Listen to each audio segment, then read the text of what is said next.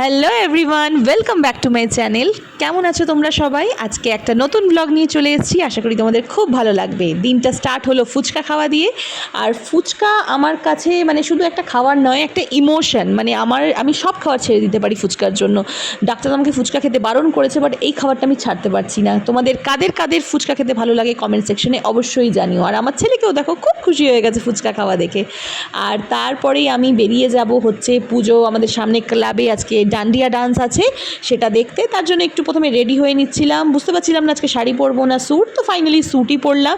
দেখা হয়ে গেল অস্মিতার সাথে। অস্মিতা আমার একদম ছোটোবেলার বন্ধু, একদম ছোটোবেলার বন্ধু। তো ওর সাথে এই পুজোর সময় দেখা হয় আর গল্প হয়।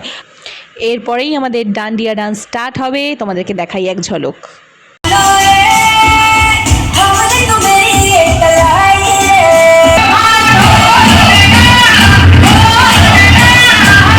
এরপর আমরা আইআইটিতে ঠাকুর দেখতে বেরিয়ে পড়েছিলাম। সেখানে একটা খুব ভালো ফেমাস পুজো হয় প্রেমবাজারে, ওখানে বানিয়েছিল দুবাই সিটি বুর্জ খলিফা, যেটা আমরা দেখে খুব মজা পেলাম। আর তারপরেই দেখে বাড়ি চলে এলাম। তোমাদের ব্লগটা কেমন লাগলো জানিও, আর শুভ মহানবমীর অনেক অনেক শুভেচ্ছা সবাইকে।